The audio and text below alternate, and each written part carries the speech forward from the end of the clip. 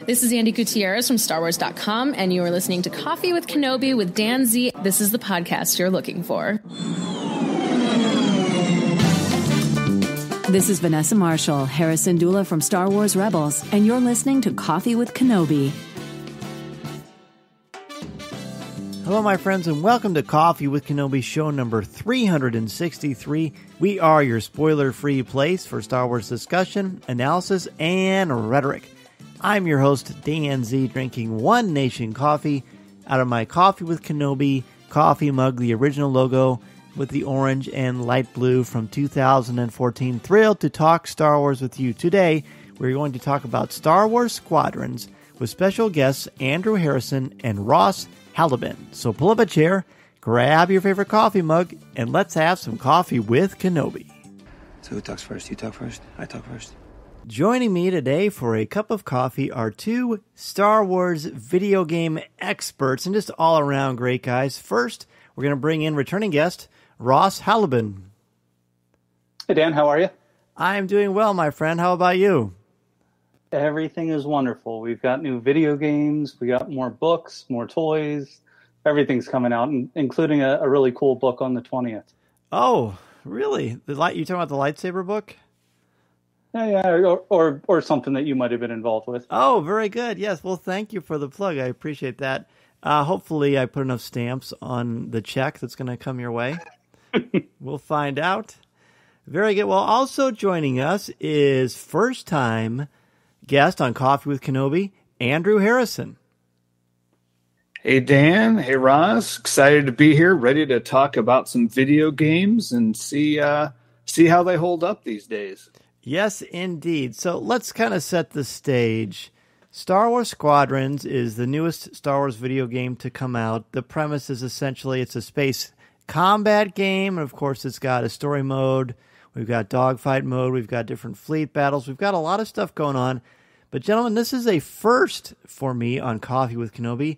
I am going to talk about something that I've not experienced, read, or played. I'm completely, as my 7-year-old is suddenly saying, a noob about this. So I'm going to rely on the both of you. And here's your job tonight, Ross and Andrew. Your job is to convince me why I need to purchase this game and how it adds to Star Wars lore, which you know I'm a huge sucker about. So, Andrew, we're going to start with you, as you are a first-time guest on Coffee with Kenobi. Sort of give us, I guess, your history with Star Wars and video games. Sure. I remember the first Star Wars video game I played, fittingly for tonight's discussion, was Star Wars X-Wing. The number of hours that I spent on my parents' computer playing Star Wars X-Wing is probably, it'd probably be embarrassing if I had actually logged the amount of hours that I spent playing that game. And ever since then, I've made it my goal to basically play every single Star Wars game that has ever come out. I'm a big Star Wars collector, and one of my collecting focuses is Star Wars video games and video game themed paraphernalia. So action figures based on video game characters, video game books, all that kind of stuff as well. So that's a brief history of where I'm coming from on this. Very good. Well, so yeah, you're a big collector too, which is one of the many reasons why we have Ross on. Anytime you can have Ross on is a good thing. And Ross, you do such a good job curating your Instagram, and you posted a picture of yourself the day this released wearing an X-Wing helmet. And that combined with, Andrew, I believe you started a thread in the CWK Cafe about Star Wars Squadrons. So I literally pulled up that thread, saw what the two of you had said, and I thought about Ross's picture, and I realized, well, that's what we're going to talk about this week, because I'm going to have Andrew and Ross on to talk about it. So Ross, give us your background on Star Wars and video games in your life.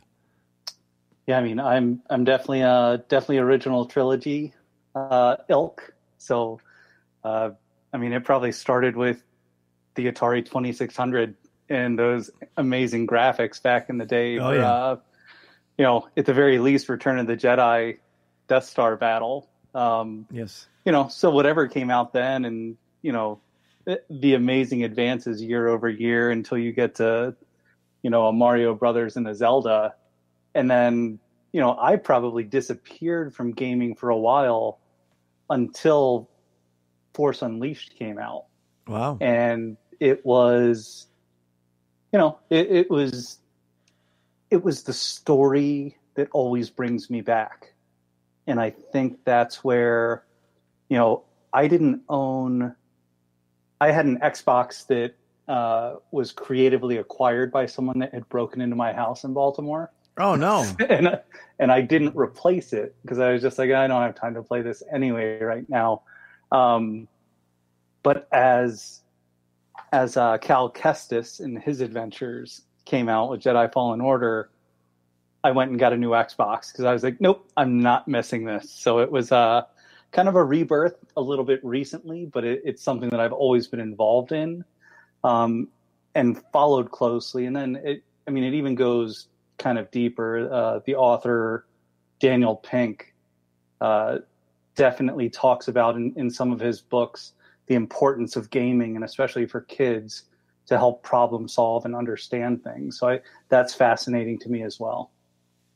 So like you, and Andrew, you may be in the same boat. I go back to the Atari 2600 and, that great The Empire Strikes Back game that really wasn't that great. You just basically keep flying into like this 8-bit. It was even 8-bit at the time, AT-AT, and you blast it. There's no, tow cables or harpoons, and you just kind of go to town. But it was fun, and then we get to the paddles with the Return of the Jedi lightsaber.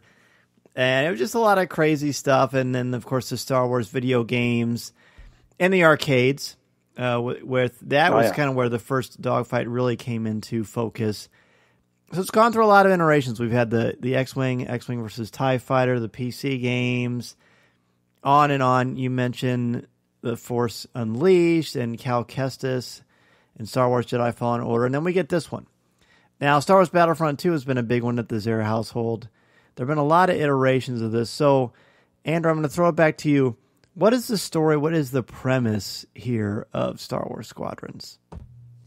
Well, it's there's a very brief prologue right after Alderaan. The interesting thing with this game is it bounces back and forth between the two factions, Rebels and Imperials. So you kind of get both sides of the story, which has been interesting. Full disclosure, I have not completed the game yet, so I don't know the complete story and how it unfolds, so don't have to worry about spoilers or anything. Very good. But then quickly jumps to right after Return of the Jedi, which is really interesting. It actually kind of folds into Alphabet Squadron Shadowfall. There's that section in the book where Hera goes off, and I'm pretty sure, I don't have any substantial proof of this, but I have a very strong feeling that that's what this mission is, because the book does talk about Vanguard Squadron, and that's the Rebel Squadron that you're flying with. So you take on basically a new recruit in both the Imperial Squadron and the Rebel Squadron. And they're both battling each other throughout the game. And the bouncing back and forth has been really interesting because you get both sides of the story, which is something you don't often get in video games, especially Star Wars games. Well, and that's almost like a thing now with the Netflix Karate Kid series, isn't it? Where you get the different perspectives. Right. That's kind of a neat little twist. Ross, would you want to add anything to that? That was a really good description, and I like that it ties into some of the novels, and that is, of course, an important aspect of the recent Star Wars canonical turn. I don't know how recent it is anymore, but they all seem to connect and intertwine. And what do you think? Yeah, I mean, I think Andrew did a great job summing that up. I think it can go even further with what they did with Alphabet Squadron and the comic books that the TIE Fighter comic books that went along with it, where you were bouncing back and forth. So you have it's a limited 5-series run, but you're getting the vantage point of the Imperials that are on the run and trying to figure out what's going on. So, I mean, there's ties into Aftermath. There's ties. It's just a wonderful Lucasfilm storytelling smorgasbord of, hey, we can do all of these things, and we have so many ways to tell it right now. And I think it's great that it allows a lot more diversity in characters. So it really isn't, you're not playing with any of the big name characters. These are all pilots that you don't really know, and you're getting to choose who you're flying with and, you know, what ships you are flying. But I think as Andrew discussed about kind of jumping back and forth from the good guys to the bad guys, I would have been a dead Imperial really quick. The TIE fighters you and me both are tough. Well, I so like my shields. yeah, well, that's the real twist, I guess, to this sort of thing. It's well known in Star Wars lore that TIE fighters are known for their speed, and basically they are disposable, but they don't have shields. So that does come into play in the video game, if I understand you correctly, Andrew. Yeah. There's if you're familiar with the old X-Wing game, there's some very familiar gameplay aspects to it. In that game, you could when you're flying your X-Wing, you could boost your shields, you could boost your engines, you could boost your lasers, and you get to do the same thing here. But with the TIE fighter, you're only boosting your engines and you're boosting your lasers. There are no shields. So it's I will come right out and say that I am not good when I have to fly a TIE fighter. I am very, very bad at flying TIE fighters because it's a balancing act between maneuverability and speed. If you go really fast, you can't maneuver as well. So you have to then drop your speed in order to evade, but that allows the rebels to then catch up to you and hit you with more lasers, I have found. So it's definitely a balancing act, and there's a learning curve to it, to be sure. So Ross, when you're, and either of you, I guess, can answer this, but Ross, we'll start with you. When you're maneuvering the TIE fighter, now, am I correct that there are different ways to control this? You can buy, like, can you use virtual reality or something like that? Or is there a different way to control it? Yeah, you can. I definitely don't have the virtual reality version, but you can do that. You know, it is, and I've heard that that's pretty spectacular for the entire game to do it that way. I'm definitely not maybe as financially advanced to do that right now, but it is financially advanced. You know, starting the game in just the regular mode and getting used to. One of the things that I do, I'm one of those people that even on my MacBook Pro, I do like the reverse swipes, and that's how I move the cursor and everything around. So people are like, doesn't that drive you nuts? So as I got in the cockpit of this and it was set to how like a laptop or a mouse would work, I was like, oh, all of this is backwards to me. And it was really frustrating. So I had to go in and change the settings so I could get to, okay, up actually means down and down means up. And there are, and I think especially as you're going on the TIE fighter, you're going in and you're getting alerts in the early section of turn left to change your power into this section of the ship. You know, press the right button to do this. And it is learning the cockpit, but that whole thing's in your hands and with the buttons available. And one is, oh, if you just tap this, it does this. If you hold this, it does this. And as I'm crashing into everything with my TIE fighter, I'm just like, there's no tapping any of these things at this point. I love that. So, Andrew, I'm assuming you can relate to this. Absolutely. Yes. The learning curve is pretty steep, but I feel like the early levels of the game do a really good job of teaching you everything. In fact, I feel like the story mode is almost like a beefed up tutorial to get you ready for multiplayer, because that's what teaches you what all the buttons do, how to maneuver the TIE fighter so you don't get supposedly shot as much as I do. And the controls, I am interested to know. So Ross, what are you playing on? Are you playing on PlayStation or Xbox One? Xbox, that's right. Yeah. So you're just using a regular Xbox controller? I am. Okay. Because I know you can also get actual flight sticks for the gaming systems, and I'm really wondering if that would be more intuitive than trying to use, the dual joysticks on a controller and all the different buttons that are at your disposal there. Yeah. But yeah, it is. I'm thinking that Fisher Price little play thing that kids use, when you sit your little kid in it and you have the wheel and the different levers and stuff, like one of those would be great for me right now. Yeah. Cause that's how, when I played X-Wing and TIE Fighter, that's how I got a joystick for the computer. And so that trained me that, yes, up actually means down and down means up, because you pull back on the stick to go up and you push forward to go down. I had to do the same thing and invert those axes. So that's good to know that when you said Ross, it was backwards. I thought, oh geez, I'm gonna have to sit backwards to fix this. But no, you can just change the settings.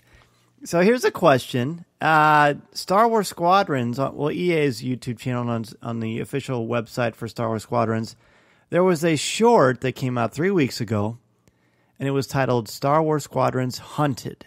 It was about 6 minutes, 58 seconds long, and it basically took us through a dogfight where an X-Wing pursued a TIE down to the surface of a planet. I'm not really sure what planet it was. But is this what you're playing? Is this the characters you're playing, or how does that fit into what you've been telling me? I think it gives you an idea of what's going there. I think you may have the opportunity to be that Imperial pilot. And I actually have that website up. I just figured that would come up from StarWars.com. Oh, it's the Imperial Dockyard. Yeah, Varsha is the Imperial Dockyard. Varsha Gray. Yeah. And it's just kind of interesting to see because it is, it's not romanticized at all. It is, gritty. Oh man, how am I going to survive this? Mm-hmm. And how do I get away? Okay, I just got to, in the short, you get away from the X-Wing pilot right as you're crashing into the water. And then it's, he's stuck on the edge. So it's not quite, I guess you get a little bit of that through the storytelling vantage point of the game. But I mean, once you're in the cockpit, you're looking out through it.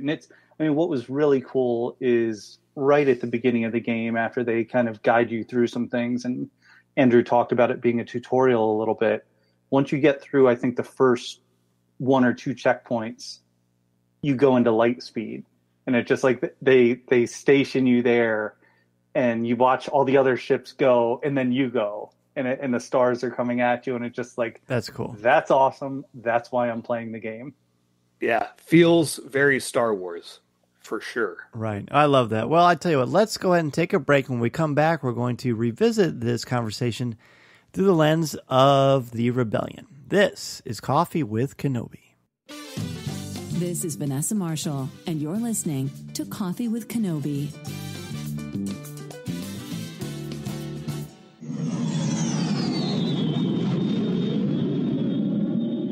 MEI and Mouse Fan Travel is your one-stop shop for your vacation needs and your plans to Walt Disney World, Disneyland, or the cruise lines. Travel looks much different now than it did a couple of months ago, and with the opening of Walt Disney World and soon, hopefully, the opening of Disneyland, you need a place to go where you can trust, and they will help you figure out and navigate all the different circumstances and guidelines that Disney has put out for you.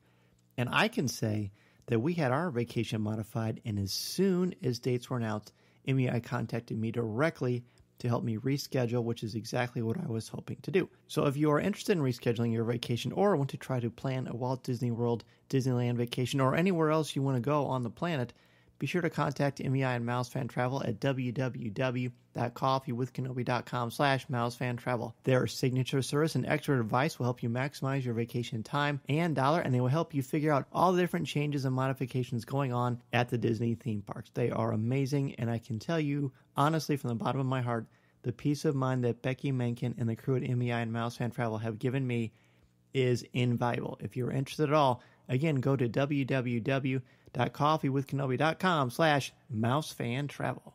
And now, let's see what's brewing in the Star Wars universe this week. Oh, wait. This is interesting. You found something. I'm about to let everyone in on the secret. Before we continue our conversation with Ross and Andrew, Tom Gross is here to share the latest Star Wars news. Tom, how's it going? Oh, it's going great. Can't be better. The weather is fantastic. I love the fall. So, and we've got so many things to look forward to and some news tonight that brings some excitement as well. And yes, very, very, very true. All good points. And by the way, those of you who listen to CWK Pour-Over and are members of the CWK Alliance, I received quite a few messages about people being tempted to try to take the spot of the CWK newsman because of the Huck Finn conversation. But everyone has agreed that there's no one that could replace you, and I agree. Oh, well, that's very nice. And of course, I totally respect your thoughts. I'm just trying to tease here so we get people to want to hear what the heck I said about Huck Finn. It would get you so worked up. But it's just a matter of difference. The unflappable Dan Z. What is it possible? All right, what's going on in the world of Star Wars? Much fun. All right. Well, today on StarWars.com, they released the crawl for the Star Wars High Republic. So let me read it to you, and we can talk a little bit about this exciting news. Yes. It gives us some background on what's going on in the galaxy during the time of the High Republic. So here it is. The galaxy is at peace, ruled by the glorious Republic and protected by the noble and wise Jedi Knights.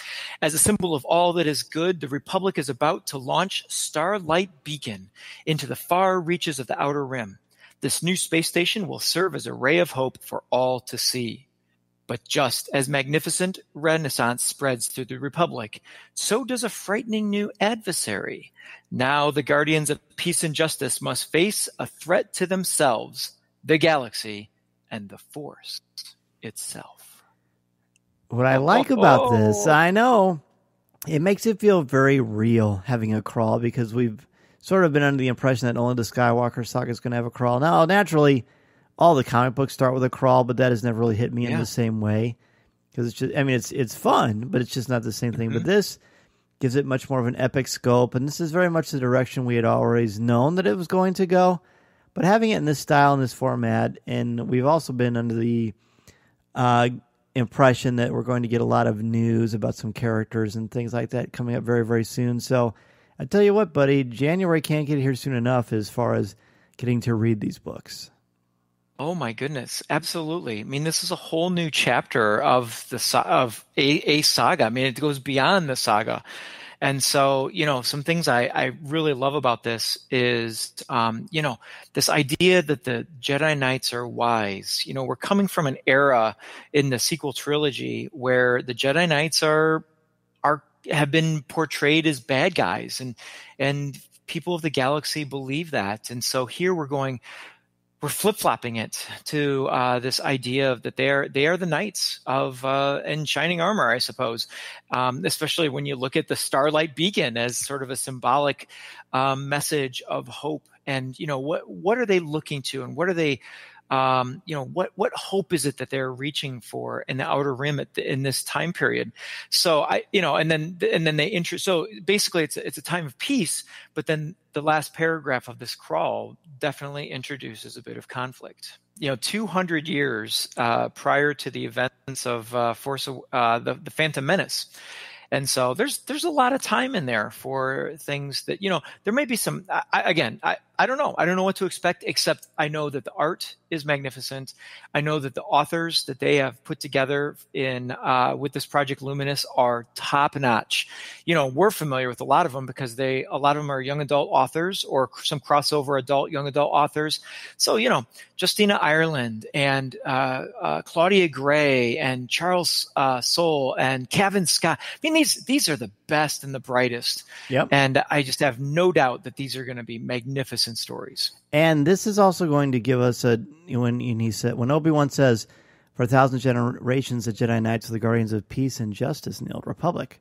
Well, this is it. Mm-hmm. I mean, it's called the New Republic, but this is where the Jedi legacy and lore is being fermented, and I love that. Yeah, I think it's going to be great, and this and this is just true Star Wars Lucasfilm fashion, where they just kind of trickle out little bits and pieces here and there, and we got the covers, and then we got some character sketches, and now we get this crawl, and I look forward to the next 3 months, I suppose, to continue this slow drip of just tantalizing teasers to get us just all fired up for it. Because I tell you what, I am pumped for this, and I just can't wait. And I love the fact that a lot of it is young adult literature. So I'll be putting that into my library, not my library, our students' library, and we're just going to be loving every bit of it. I love it. What else is going on? So, we're going to stick in the same type of news where we turn pages, and StarWars.com this week released some images of the new Star Wars Leia, Princess of Alderaan manga book. This looks fantastic, and I know we'll talk. You'll give us a little bit about the story of Princess of Alderaan. I know you've talked about it, and in fact, I think you do a book series on that on the show for about a few months. We went through a certain 20, 30 pages a week and went through it. Yeah, it was a wonderful book. I love it. It's plus Claudia Gray writing Leia is about as good as it gets anyway. But it very much is the formation of her before she learns about the rebellion, and as she slowly starts to discover that her mother and father are up to something to help to separate from the Empire, and it shows her early history with Grand Moff Tarkin. It is a tremendous, tremendous book. I can't recommend it highly enough. I knew that you loved this story, so when I saw that it was coming out in manga version, I was super excited about this because I love graphic novels, and I'm not a big avid manga reader, but there are several mangas that I have read, and there's something just a little different about the artwork that I think is magnificent and beautiful. And looking on StarWars.com at these images in the pages, and they've got some color images of Leia with her appears to be a protocol droid, handmaiden kind of protocol droid, and then you get some black and white images that appear to be flashbacks, and just some magnificent, magnificent art in this book. And I just can't wait to read this because I've not read Princess of Alderaan. And I'm looking at this one page, Dan, and you can confirm for me, is there indeed a sword as such in the story? Yes, it doesn't play a huge role. It's more symbolic, but there's really nothing quite so spectacular as that cover. That cover with her taking that sword, very King Arthur-esque, and she looks beautiful in the way her hair is done. And, oh, man. I mean, when I saw that image, I thought, this is about the coolest Star Wars picture I'm ever going to see in my life. It's that good. Yeah, on this page 18, it's the fourth page down on the StarWars.com preview. The image with her in the center of the page walking away, and the way her dress is flowing behind it is just, it looks like it moves almost as you're just reading through the page. It's great. The art on this appears to, I saw who it was, Haruchi. Art and adaptation just looks fantastic. And this is another one that I'm really looking forward to when it comes out soon. By the end of this month, this will be out. And this is another one that is a definite, in my book, no pun intended, or maybe it was. In my book, this is a definite must-have. I couldn't agree more. I could not agree more. There's a lot of good Star Wars books coming out in the month of October for sure. There are. I'm aware of another one that comes out just 7 days before this. Yeah. This one. Would you like to do a self preview of that? I know you've talked about it on the show, but hey, we're getting closer. Is there anything else you can tell us about your book? Well, at the time of this recording, we're 13 days away from release. I know it started going out to people who are going to review it. And I know it's already been published in the UK. And I think that is so exciting. But if you go on Amazon.com, there's an extensive preview of it on the actual, place where you can buy and pre-order this book. But it's got a lot of the full graphics, and it's a very, very special thing to be able to see this thing like this. And I'm still waiting for the all clear to be able to say things about it. So we're not quite there yet, but boy, are we close. And Coffee with Kenobi is going to have some really great stuff to help promote this book. I'm very excited about it. I can't wait for people to read it. It's so surreal to me to be a Star Wars author. And I'm hoping, and I think we can make this happen. I think besides the other stuff I plan, I think it'd be fun if you and I and Corey sat down and we just all talked about the book when I can say whatever I want. Oh my goodness, that would be fantastic. And I got to get, so I can give a little insight into folks, because I not only as a fan of Star Wars am I excited for this book, whether I knew the author or not. Of course, this is the kind of book, DK puts out a great product, and all of those books are so popular with our students and with kids because of just the nature of a DK book is so visual, but being in that, I get to see one of the authors of this book on a daily basis. I just want to let everyone know that if you've never seen anyone that appears to be walking on clouds, I see that every day. I see that every day. Every morning you come around the corner, you walk down that ramp, and I swear you are light on your feet, my friend. Well, I'm glad. I just got invited to a Halloween party. That's why, because I'm Charlie Brown. That's how I feel. Okay, that's yes. it. Well, I've been attributing it to a book coming out soon. No, it is. I can't wait. And I got to actually see, I have seen the book. I've held it in my hand, and it's very special. I can't wait to talk about that. It's very, very exciting. Oh, my goodness. Well, that is fantastic. And so, yes, indeed, to follow up on your comment, there is lots of great literature coming out, whether it's October 20th, October 27th, or January. There's some fantastic Star Wars content coming out. Hey, let's move into the world of toys. In particular, the Hasbro HasLab Razor Crest. I know people have been watching this since it's been released, and the more backers it gets, the more items get released along the way. And so in just 12 days, the Hasbro HasLab Razor Crest has reached another stage. It has met 10,000 backers, and so now the child with Pram, now Pram, is that the little thingy that he's floating in? Yes. Okay. That is now unlocked and is going to become part of this magnificent piece that they are releasing. It's insane. I mean, this thing has gotten past 3 different sets of goals, so much more quickly than the Jabba's sail barge did a couple of years ago. And it continues to stun us. I mean, and I guess this Friday we're going to have Hasbro is on their YouTube channel is going to have we're going to actually get to see the model in person and get some more behind the scenes stuff of it, and it's great. And I'm hoping that these 33 days go by quickly, so I'm not tempted to buy it because I'm so tempted to pull the trigger and purchase this thing, but.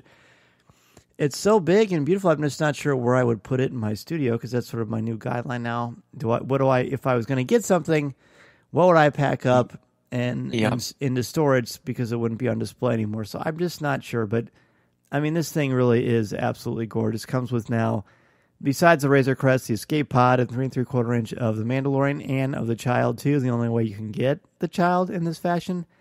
Amazing, absolutely amazing.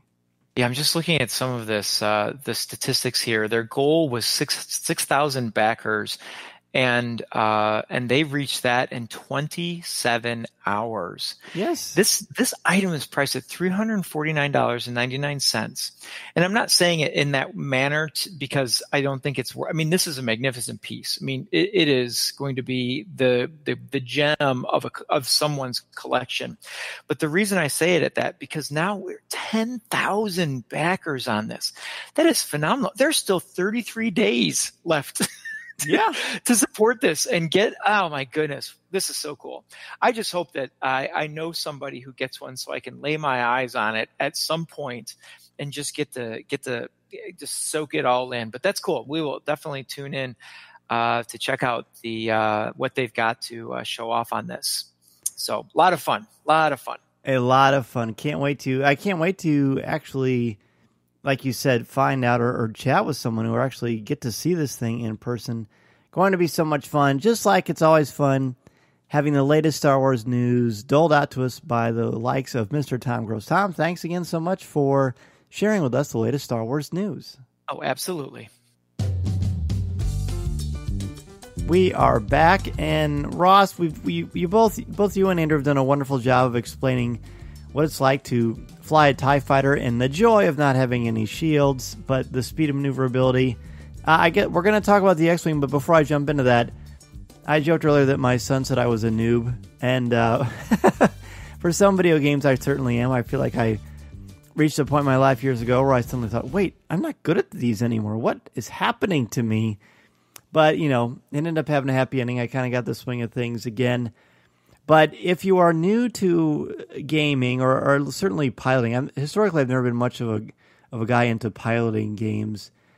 How is this for someone who is sort of new to this arena? Come in being patient. Come in for the story and enjoy that ride. And there are practice levels for it, so you can go straight into the story. You can go to the missions, this and that. But almost like EA does for Madden when they're teaching you how to, connect with your wide receiver downfield. Sure. You need to get down those intricacies. So there is a way where, they drop you off you drop out of the hangar and there's 5 ties that you have to take care of. Or you can go against, 5 interceptors and 1 TIE bomber. Like they mix it up with different ways. And you get the opportunity to try the 4 different Republic ships that you have there. And I tried different. I loved the Y-wing. It was a little bit. It was kind of like me. It was like bigger and slower, but it had a little bit more power behind it. So nice. That's where I felt kind of comfortable. And it was slow enough where I was like, oh, I can get this right now. This is good. At first, they're going to say that the Y-Wing was friendly and cuddly, because that would be a good description of you. Yeah. Well, I try to do that as well. It's the hairless Wookiee that I am. There you go. Andrew, do you agree? Is this, if you are somewhat new to piloting, that it's got a nice learning curve to it? Yes. Like Ross was saying, just be patient with yourself. You'll get it. It might just take a little bit of time, especially because they if you're just going to dive into the story, you start off with the standard X-Wing and TIE fighters, and those are good ones to start with because they're kind of the middle of the road.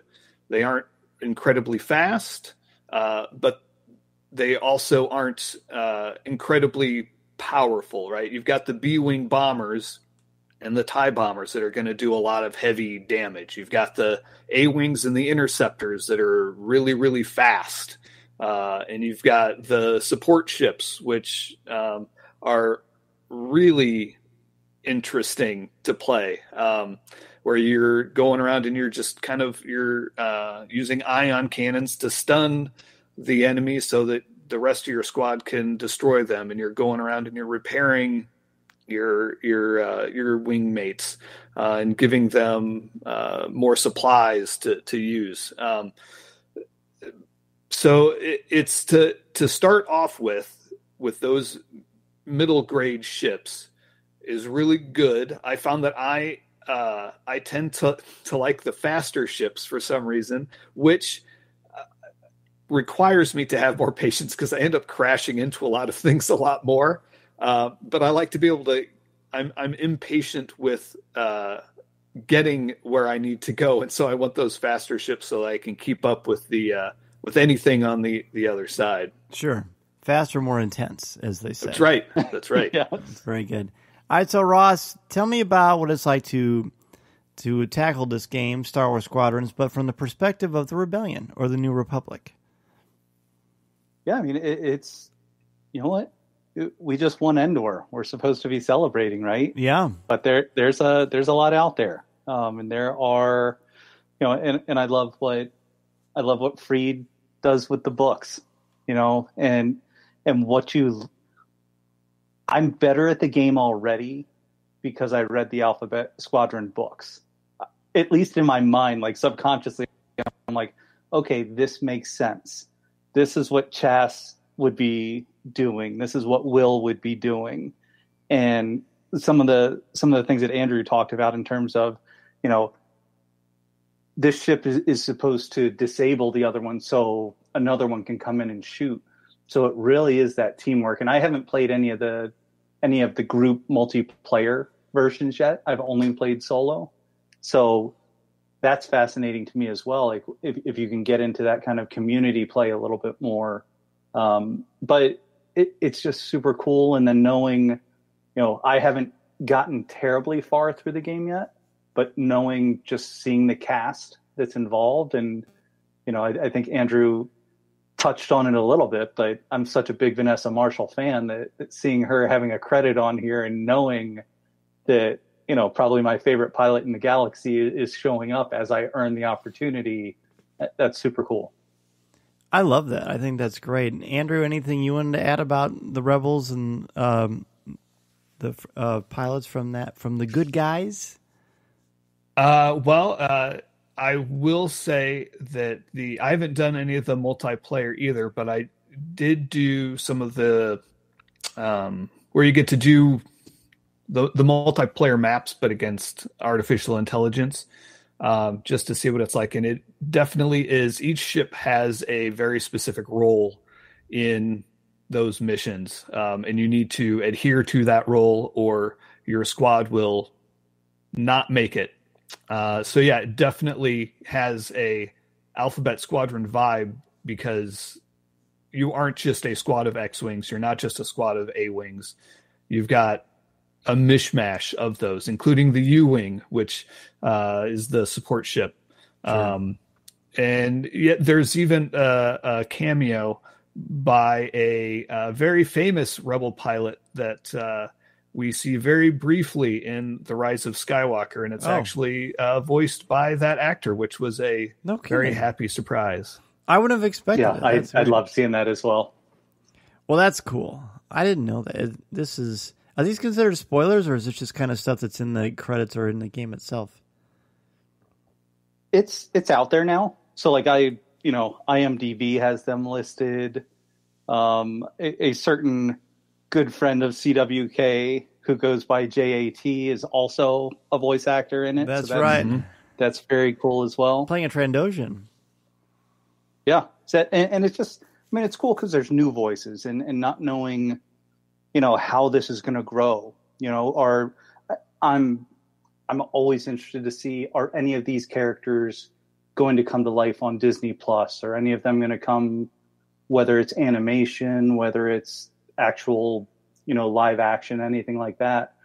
And it, you know, Disney and Lucasfilm are casting such a wide net right now to get those different voices. And again, that kind of inclusion and diversity that the Star Wars universe really can offer, which I think is super cool.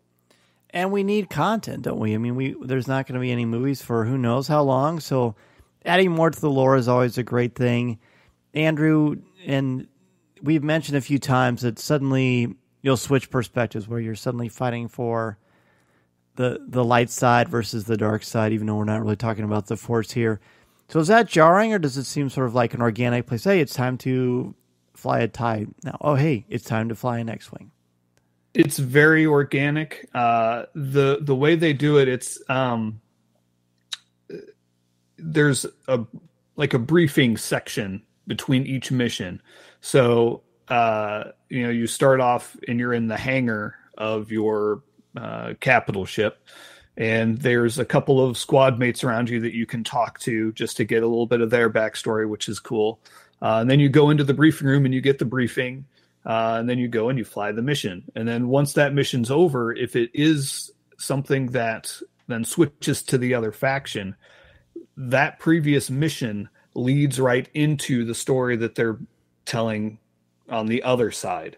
So let's say you've got a mission where you have to destroy a platform, right? So you go out and you destroy the platform, and then there's a little cutscene, and then you switch sides, and you're hearing about the surprise of that attack and how you need to do better the next time when an ambush happens, that kind of thing. So it's very fluid when it goes from one to the other.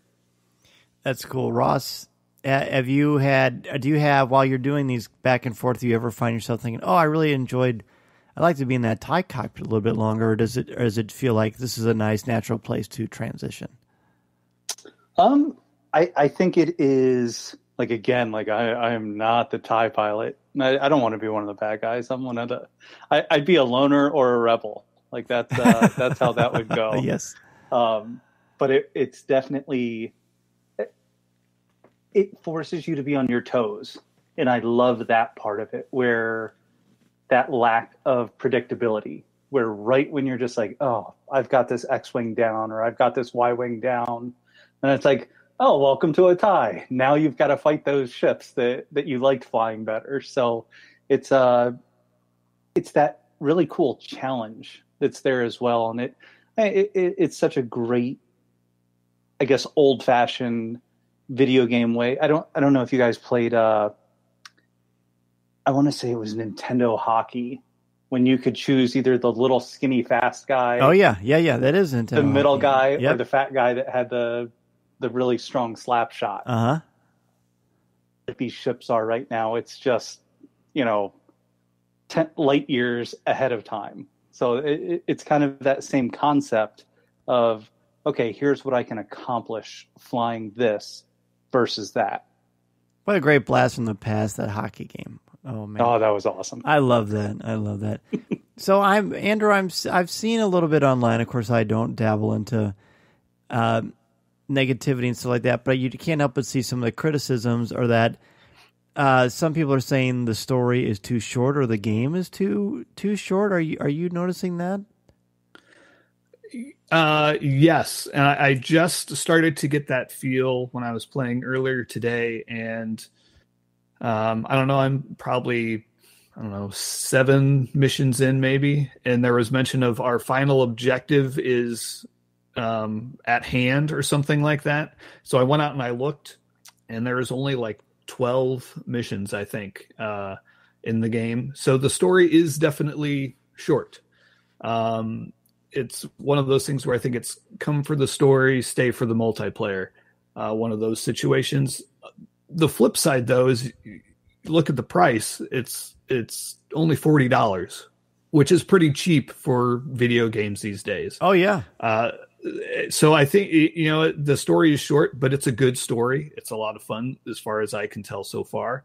But just be prepared that it might be over kind of quick. It kind of reminds me of Battlefront 2 and the story that they have in that game, where it's pretty short. You come for that story, but then you stick around for all the multiplayer matches afterwards. And that's the bread and butter of Battlefront to me. I mean, Iden Versio's story is great fun and fascinating, but yes, that's cool. Ross, do we have any characters the level of Iden Versio in this, or is it just more just sort of for the grandeur and the excitement of being able to fly these amazing machines?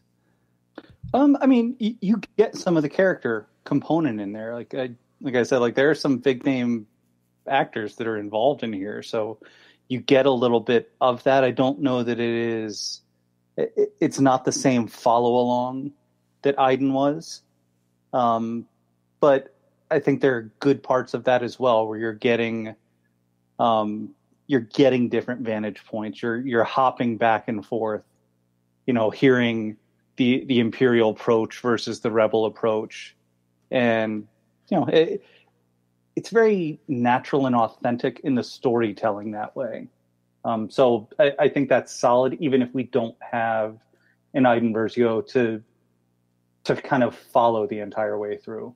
Sure. Yeah, I think the story itself isn't as I'll say compelling as the Battlefront 2 type of story is, or the Jedi Fallen Order, and I think that comes from the fact that you are playing an unnamed character. So it's not really your story that they're telling. They're kind of showing you the story of these other characters through your vantage point, which is interesting, but it also kind of limits what they can do from a story standpoint. Right. No, that makes sense. And real quickly, I want to point out that it's class-based, and there's 4 different Starfighter classes that players get to choose from. You've got Fighters, which is the TIE for the Empire, or the X-Wing for the Republic. You've got the Interceptor, which is, of course, the TIE Interceptor, or the A-Wing, and those are, of course, the faster ones.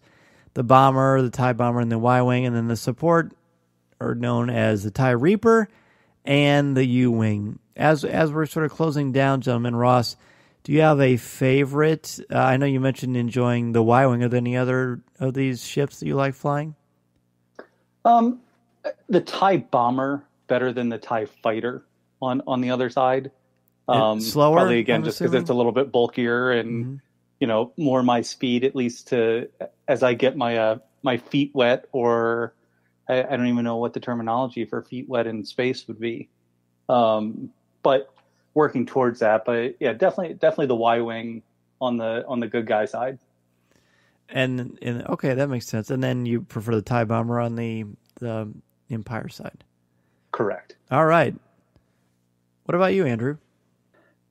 Definitely, I've always been a fan of the A-Wing. I just like the sleek look of it. So that's my go-to on the Rebel side. On the Imperial side, you might think I would go for the Interceptor because it's the comparable ship to the A-Wing, but I actually prefer the TIE Fighter. I feel it's a little bit more versatile and can do a little bit more of everything that you need. That's cool. Well, I must admit, I'm certainly intrigued. The lower price point certainly helps. And I kind of like that while it may be a quicker game to get through, I sort of like that because then it's more digestible. I have less time to play. It's not as much as I would like to because of other obligations in different places. So knowing that I could conceivably meet all of the challenges and then still enjoy the multiplayer mode is appealing. Do you have to compete or complete certain missions to do the multiplayer, or is that just sort of already there for you? I think you can just dive right into multiplayer to some degree. I think you have to first there's a little tutorial to teach you kind of the basics of how the multiplayer missions are laid out. There's different waves. You have to do the fighters and then the smaller, capital ships and then the big capital ship at the end, just to kind of teach you how to do that and how to get, how to get back to the hangar to swap ships and that kind of stuff. But once you've done that, you can go right into multiplayer. And as you do the multiplayer, that's where you get the points that allow you to buy little tchotchkes for your cockpit, like you can get bobbleheads and stuff to put in your cockpit. That's cool. To customize your view, which is kind of cool. I love that. Now, Ross, you mentioned your Xbox, right? Yep. What's your game tag if people want to play against you? It's actually Zor, ZSOR _Nobello, NOBELLOH. Interesting. And the uses we have under CWK Cafe, which, as I mentioned at the top of the show, is how I knew to invite these two burgeoning pilots to the show tonight. Make sure that you guys post your game tags on there so Ross and Andrew can play against you or with you. And Andrew, are you Xbox also? I'm actually on PlayStation. Okay. And what's yours? My gamer tag is Sketty, so it's spaghetti without the puh, SGHETTI. I love that. Well, when and if I do get this game, my game tag is Danzy CWK. How about that? Yeah, that's good branding right there. Yeah, easy for me to remember too. The thing with this game is it does allow you to do cross-platform play as well. Wow, I did not know. That's big. Yeah, through the EA Play, you have to have an EA Play account, which is free to sign up, and then that's how it does the linking. That is really good to know. I was not aware of that. Ross, were you? Yeah, I didn't know either. Just because I haven't thought of PlayStation for so long. Sure.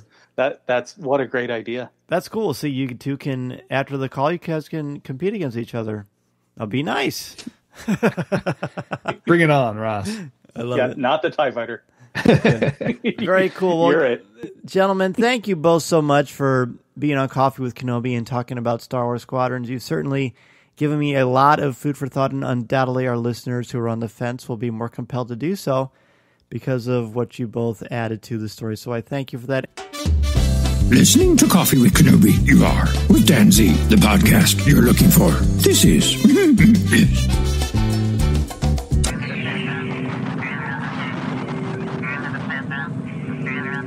That's going to do it for this week's show. Thank you so much for taking time out of your busy schedule to have a cup of coffee with me and for helping to spread the word about our Star Wars family we've got here at Coffee with Kenobi.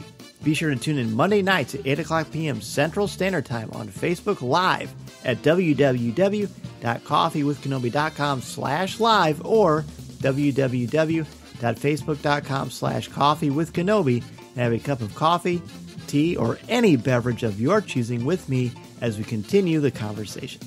To join us in the CWK Cafe, which is our Facebook group, and share your Star Wars thoughts, comments, reviews, and opinions in a family-friendly, spoiler-free place that is also drama-free, go to www.coffeewithkenobi.com/community and be part of the conversation, talk about this week's show, or just talk about some Star Wars.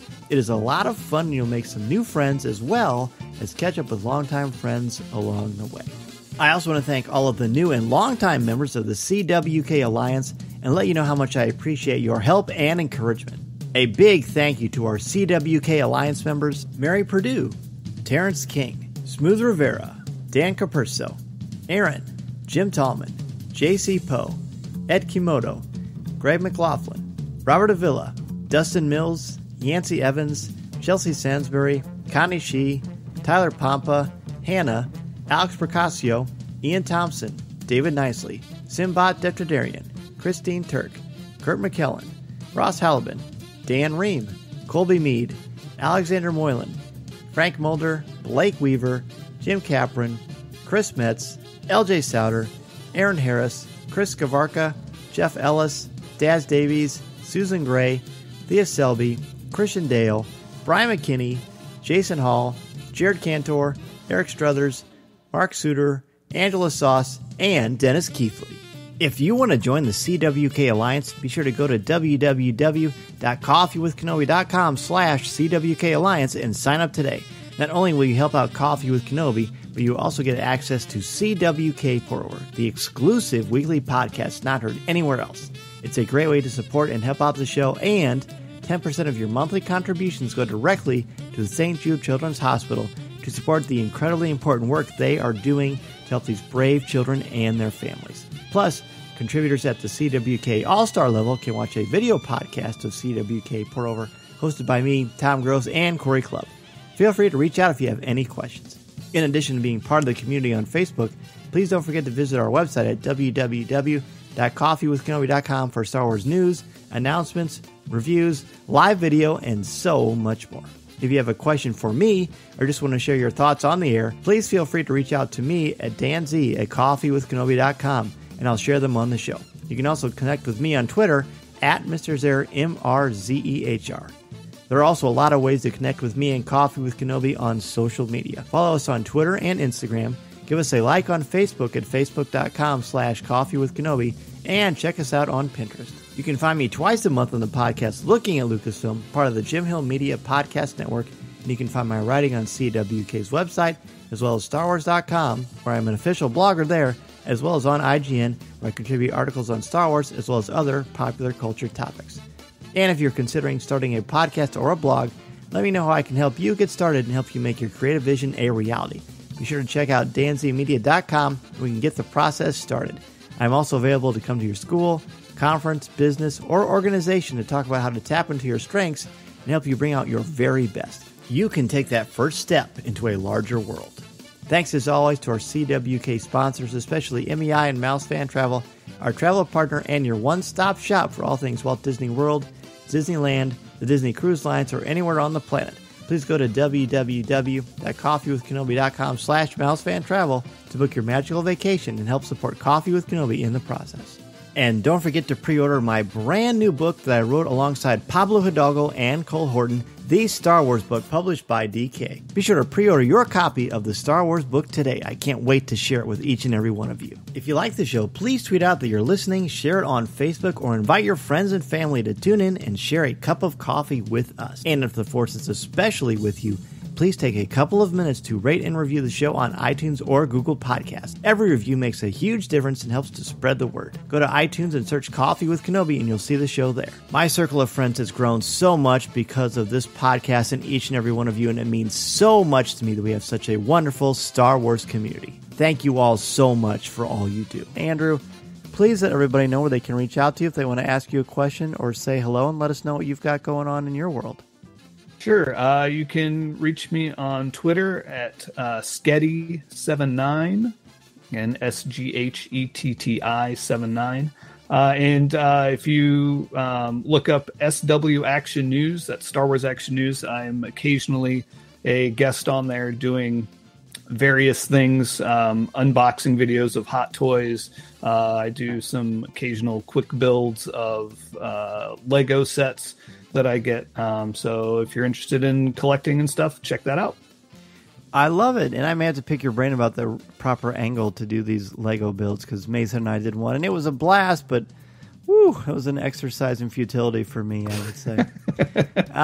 Well, speaking of that, Ross is certainly no slouch to video. He, of course, did the video for us for Indiana Comic-Con and has done so many wonderful things for Coffee with Kenobi over the years. Ross, where can people reach out to you, continue the conversation, and let us know where your great work is these days? Twitter at Ross Hollebon, all one word, RossHollebon. And Instagram, my more Star Wars account is PopStarIndie, all one word. So those are going on there, and I just this week had a book review of Thrawn Ascendancy, Chaos Rising, posted on Fantha Tracks. So that is my most recent piece there, with Mark letting me contribute to the good guys over in the UK. Mm-hmm. Oh yeah, well, it's a great site, great people, and I love it, man. I mean, you are a wonderful addition to the staff for sure. Thank you so much, man. Thanks so much for having me. This was fun, and Andrew, hearing your expertise, I'm sure you will blow me out of the sky very soon. Don't hold your breath on that. I crash a lot. That's how I take care of my enemies. I just crash into them. Noted. This podcast is not endorsed by the Walt Disney Company or Lucasfilm Limited. It is intended for entertainment and informational purposes only. The official Star Wars website can be found at www.starwars.com. Star Wars, all names, sounds, and any other Star Wars-related items are registered trademarks and or copyrights of Disney and their respective trademark and copyright holders. All original content of this podcast is the intellectual property of Coffee with Kenobi unless otherwise indicated. This is the podcast you're looking for.